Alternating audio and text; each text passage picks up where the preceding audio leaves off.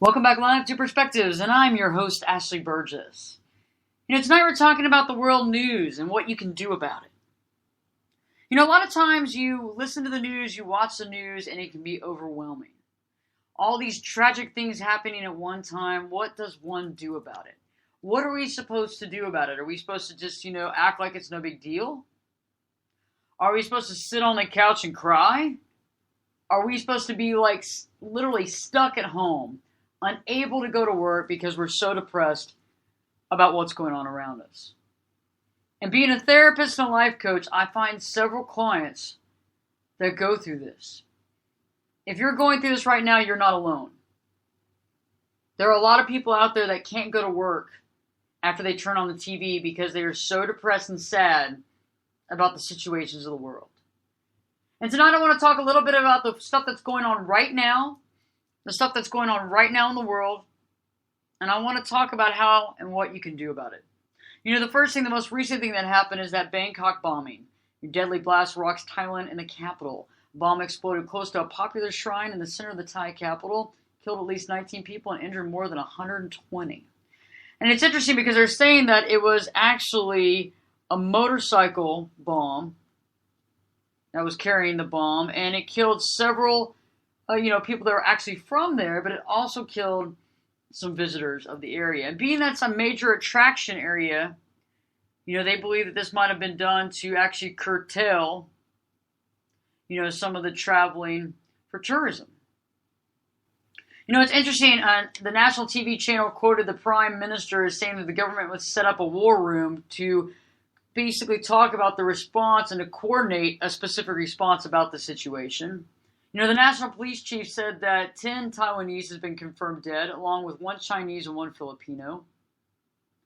Whoever planted this bomb is cruel and aimed to kill, he said. Planting a bomb there means that you wanted to see a lot of people dead. The police said that 123 people had been injured. The government in Hong Kong also said that 3 of the residents were among those who were wounded.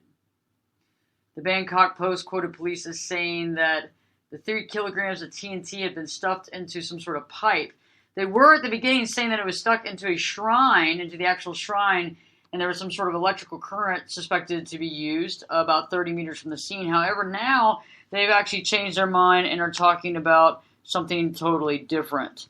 They're talking about how this was actually presented itself in a situation that was more of that of a motorcycle actually carrying the bomb. A motorcycle bomb has exploded in the commercial and tourist center in Thailand's capital, Bangkok, killing the same 19 people and 120 people injured. So the story's changed a little bit, and that's how it goes a lot of times when you're dealing with the news and a breaking story hits and things change. And so at one time they thought it was a bomb that had actually been put in to an actual shrine, but now it looks like it might have been a motorcycle bomb.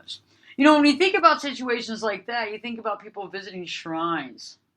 You think about them being educated, familiarizing themselves with the area, maybe praying or meditating. And that can always push us a little bit in a depressed state, because all of us want to have a chance to be able to meditate, to pray, or just to think. Just to be able to walk from point A to point B and not be dead, not be scared. And what about the future bombings that could possibly happen as well? I was reading another story. It was a big deal today as well as the Bulls. They're running the Bulls. The Bulls killed 7 in Spain today during the summer festivities. The Bulls have gored over 7 people to death during these festivities across Spain since the beginning of July. It's very interesting. The deaths occurred during bull running in the streets, not in the bull rings. It's unusually high number of fatalities for such a short period of time.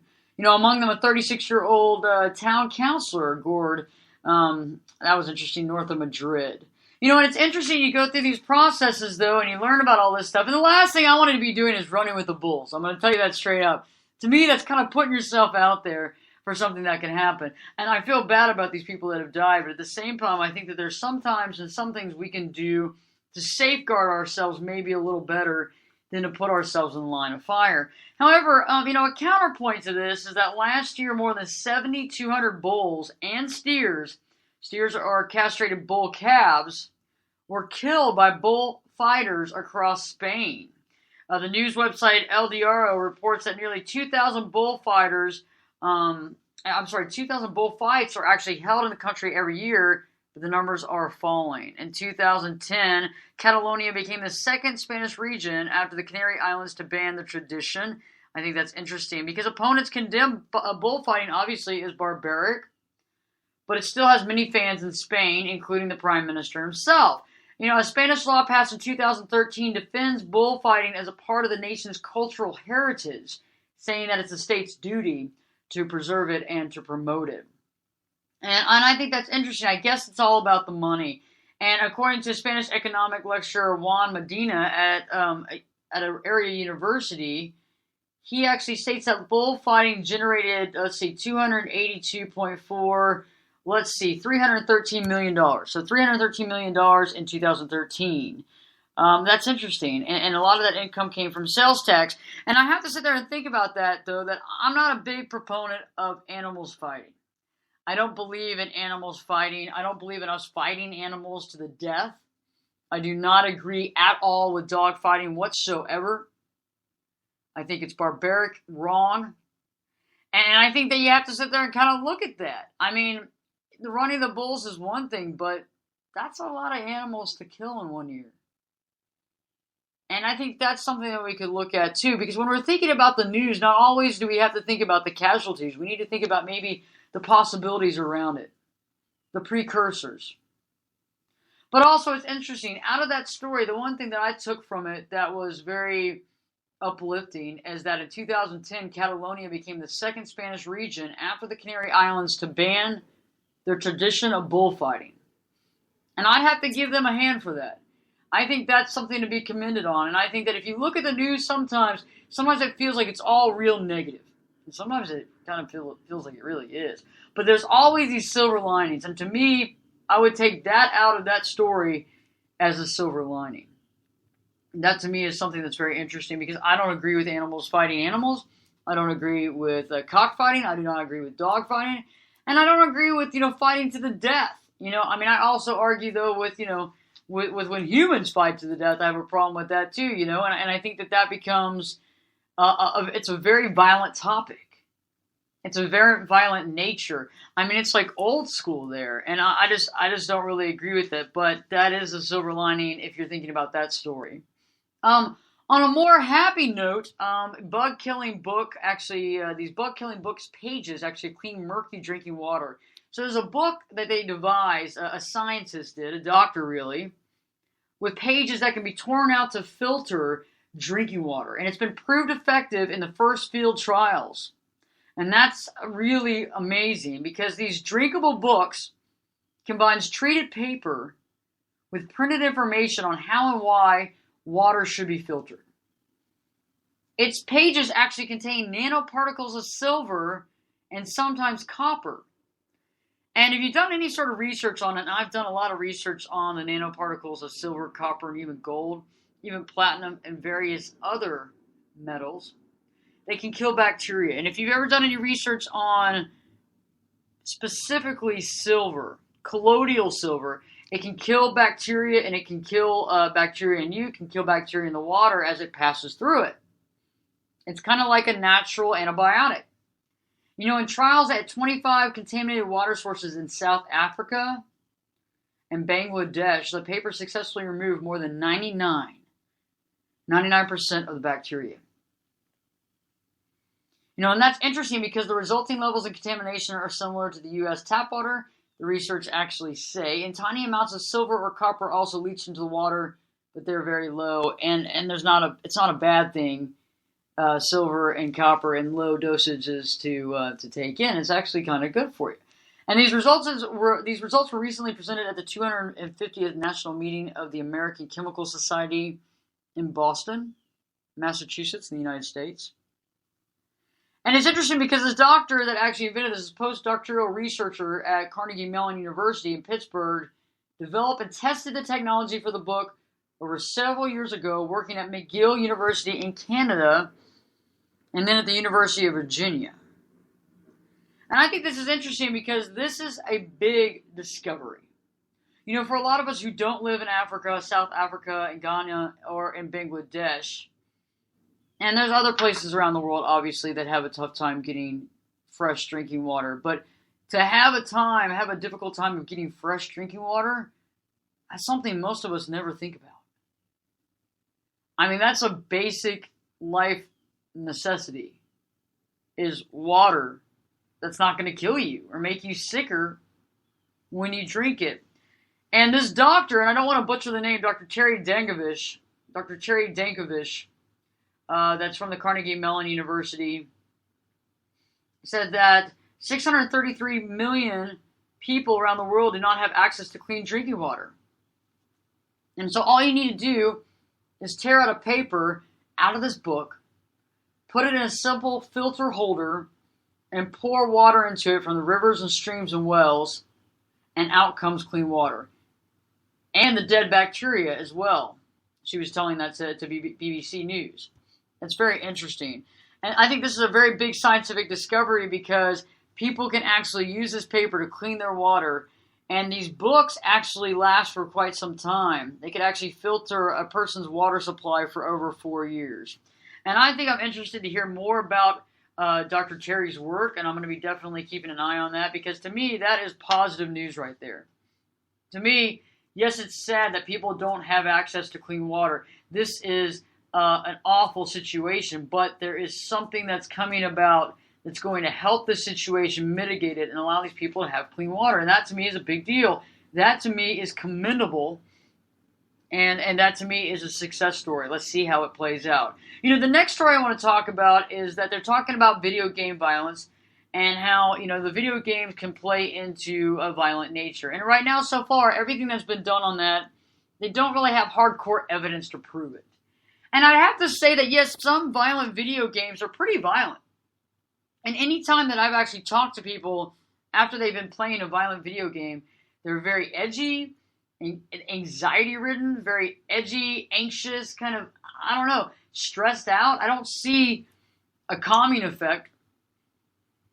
I don't see a relaxed effect. I see more of an anxious, almost just like on edge effect. And I'm not saying that that causes violence, but it definitely doesn't cause people to calm down. I mean, when people are in those first-person shooter games and they're going after 1 million people coming after them, if anything, their heart's racing. It's the opposite of calming down. It's the opposite of de-stressing. And I think there is a little bit of point to the violence thing. And I think there's some people out there that could play video games every day of their life that are violent and not ever be violent, not ever pick up a gun, not ever cause a problem. But I think there's some people out there that that's all they need is to get that in the subconscious, and that can afflict them into causing pain on other people in the human world, you know, in reality. And they're going to continue to do more investigation, more trials on that because we're going to need more investigation. And, you know, that's just the way life is. But I think for the most part, when you watch violent movies, when you read violent text, it causes your mind to make these stories, to see these things. So subconsciously, you have like this kind of like violent realm in your brain. And the last thing I want to do is ingest a bunch of violent, you know, things to read, violent TV. I don't really want to go there. I mean, you got to think about it. Whatever you intake, you know, is what you're thinking about, is the way you're living, is how you see things. And I think that this is important in recognizing the fact that when we take in positive messages and we take in things that are good, it really helps us to have an overall, well, more peaceful feeling about life. You know, I'm not saying that you're going to become some sort of violent killer the more violent stuff that you watch, but I am saying that your well-being and your ability to be at peace and calm is definitely not going to be the same as if you actually really curtail the violent intake of media and really watch, what you listen to, what you played. You know, the next concept I want to talk about is that CBD oil. They're talking about how CBD oil is curing cancer. CBD oil is curing cancer, and I want to know more. I have been researching this quite a bit. And CBD oil is a certain thing. It's not weed. You can't get high off of it. I mean, for the most part. I mean, most of this stuff is very low THC levels. almost none basically, and it's for sale to help with specific benefits. And I think some might have higher levels, but for the most part, this is pure oil, and it has been shown to possibly cure cancer. I don't know if there's been a cure, but it has actually helped quite a bit, and I'm interested in learning more about that. Just recently, the state of Texas is allowing the sale of CBD oil, and I think that starts up here soon. And I think it has to be from a doctor's prescription. But there has been a lot of milestones covered, and I think this is some interesting stuff to think about because, I think a lot of people have thought that cancer is a death sentence. And I think that I think this gives us some clarity to realize that there are other options and not just CBD oil. I think that there's some holistic advantages that we can take as well. And, a lot of times when we step back and we get to see some of these new studies, we realize that it's not just one way that can benefit us. It's not just one thing that can cure us. I think there's a lot of options. I think there's a lot of plants and options out there that we have no idea what they do. There's animals out there that we have no idea what they do. I know that this is a far-fetched idea, and some people aren't a big fan of it. But who knows? The cockroach could actually have an amazing reason for being here besides scaring the crap out of me and everybody else I know. Think about it. Animals and plants, these derivatives and these herbs have things and are applied to things. And I think if we look at it from a different spectrum sometime and we open our mind and allow ourselves to have a different perspective and to see things differently, we can really find some hope and even possible cures for some of these big diseases that a lot of people have been dying from all these years. Also recently they were talking about heroin abuse in the United States, and that the U.S. government is going to spend $5 million to help addicts get the information they need, not just incarceration. And I think that's a good way of going by it. I think that there's a lot of people in prisons right now, unfortunately, who they're in there for one drug deal. And I'm not saying that all drugs and drug-related arrests are not right or bogus. I'm saying that some of them are, but I think some of them go in for one drug arrest, and they just can't seem to get their life back in order, and they never really address the big issues, right? The big issue is that person's addicted to drugs, okay? It's not that they should probably go sit in a jail cell for the rest of their life. Maybe they should go to rehab and really be forced to clean up and to get back into society and to figure out what they want to do and to get a job and to move back into it. I think that means something.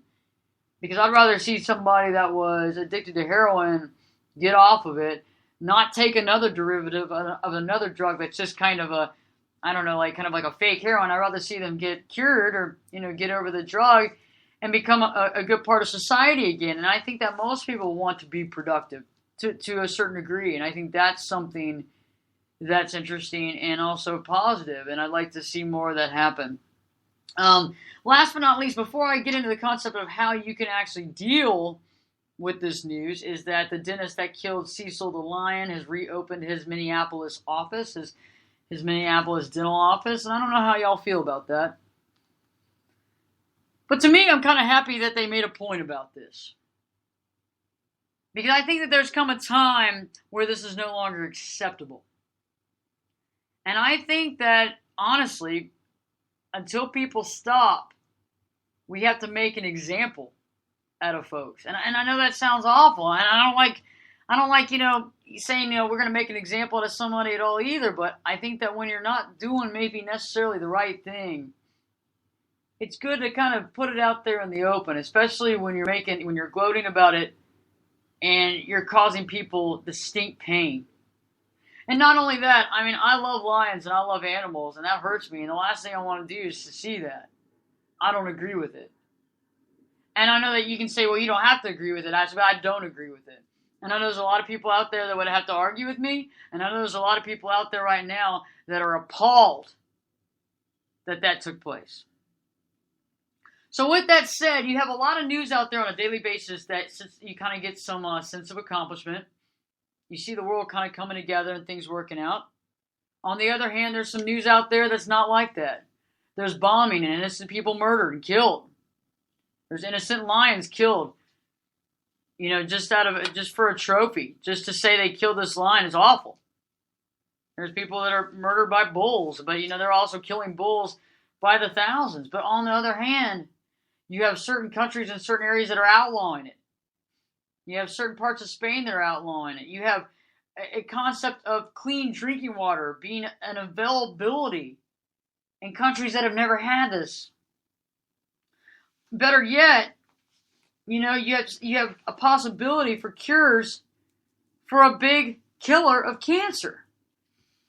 So how do we deal with all this news? How do we deal with these situations? What are we supposed to do? How are we supposed to deal with it? What are we supposed to get out of it? And what is too much news intake? The first thing that you can do about all this news, because you know what? We haven't even talked about your life. We haven't even talked about the stresses and the strains and the issues and the responsibilities that you have to deal with every day. We're not even talking about that. You have all this stuff going on. Okay, let's think about it. You probably got kids. And if you don't have kids, maybe you're married, not married, but you have work, you have responsibilities, got to get up in the morning, got to take care of things, got to take the dog out, got to do all this, got to do all that, got to pay all the bills, got to make sure the car is running, got to make sure the house is being paid for. All this stuff. Not to mention personal issues, family issues. Maybe your sister, maybe your brother's in rehab. Maybe your mom or dad just died. Maybe you just lost your job. On the other swing, maybe you just got married. Maybe you just had a child. Maybe you just got a new car trying to figure out how to pay for it. Maybe you just moved and got a new job. There's all the good and the bad. It just depends on how we define it. However, the news, if we don't watch out, can stress us out. So the first thing that you can do about dealing with the world news today, what you can begin to do right now, is to get the news you need and be done with it. I request that you stop watching news 24 hours a day, 7 days a week. And I'll tell you why. When you watch news 24/7, it stresses you out. It stresses you out. It's like what? It's like playing a video game all day long. A war game. It increases your heart rate. And it's kind of just, it regurgitates the same stories over and over again and doesn't give you any way to digest it. It doesn't give you a solution. It doesn't point out the positive light. It just points out a lot of the negative a lot of times. Where it bleeds, it leads, right? We've heard that, where it bleeds, it leads. And so, if you're watching that type of news, you want to literally take small bites and get out of there. Turn the TV on. Don't leave the ticker tape on the bottom of the news. And stop reading about it all day. Stop listening to it all day, because you've got to have some peace and solitude, and you've got to deal with your own responsibilities. When we watch news 24 hours a day, 7 days a week, we have a difficult time putting things in perspective. And we're stressed to the gill. We're so stressed out that any little thing just revs us up. The second thing is that if you have difficulty with depression, if you're having difficulty with depression, I implore you to think about it and take a sabbatical from the news. Take a sabbatical. Take a sabbatical from the news, because it's going to be extremely therapeutic for you. If you are battling depression in any way, shape, and form, taking a simple sabbatical from the news will do you a lot of good. Because right now, you just need to deal with your life. You need to deal with the issues that are there right now. And that's not to mention that maybe some of this depression comes from watching the news all the time. And you feeling as if you have nothing you can do, as you feel that your hands are being tied. The more you watch the news, if you're in a depressed state, the more you feel that you cannot overcome it. The more you feel your hands are being tied, and the more you feel that you're helpless and hopeless. And so I implore you right now to take time away. Take a sabbatical from the news. Just try it out. I know it's going to be difficult in the beginning. Because it's an addiction. Start off with 1 day at a time. And I feel that after 7 days of doing this, you're going to have more clarity. And you're going to feel like an overall more successful person, because the issues that you're dealing with, you actually have the ability to do something about it. And a good example is that when you're depressed, even when you're not depressed, when you watch the news and you see a lot of bad negative things taking place, you want to help. But when you can't, you feel like your hands are tied. Feeling like your hands are tied and feeling desperation is not something you want to feel when you're desperate and when you're depressed. It's time to take a sabbatical from the news for a few days and then check yourself and see how you feel after that. And I also advise maybe keeping a journal, keeping a diary, keeping a daily diary, keeping a daily journal of how you feel. What's changed? When you wake up in the morning, how has it been different? When you go to bed, how do you sleep better? Do you sleep better? Do you feel better? And it might take a few days because your mind might be racing about what you're missing. But eventually you're going to get some clarity that maybe you haven't had in a while. Maybe that depression is not going to be as extreme. I'm not saying your depression is just going to go away like poof. But I'm saying you might feel a lot better. I'm thinking you will. The next thing that you can do is don't consume news media 2 hours before going to bed. If you don't suffer from depression or manic depression and you have a tendency of wanting to watch the news, I do extremely stress the fact that you don't want to watch the news right before you're going to bed. You want to intake positive, authentic information, content. Reading a book is a good idea. Watching maybe a pleasant documentary. I mean, there's options that you can intake that are perfect for your state prior to sleep. So the state of rest that allows you to relax and to slowly get in to a night's sleep. I had a friend of mine recently, one of my best friends. We've been friends since elementary school. His mom bought him a book for Christmas, and it was about the end of the world. And he was reading that book every night before bed. And on day 2, the next day he calls me and he says, I can't sleep. I haven't been able to sleep in 2 days. I try to go to bed, I can't sleep. I'm up all night. I said, well, what's changed? He goes, nothing. And the next day he called me and goes, yeah, the one thing that's changed I figured out is this book that I'm reading. I'm like, what the book? What's the book about? He goes, on the end of the world and how we're all going to die. And I go, well, that could be, that is your problem, actually. It's not could be, but that is your problem. Think about it. A lot of times we subject ourselves to things that we should never subject ourselves to, especially before we're about to get some sleep. When you are heading to bed, you need to be in a state of rest. You need to be relaxed and at peace. The last thing you want to do is be all stressed out, heart racing, chest palpitating, all that stuff.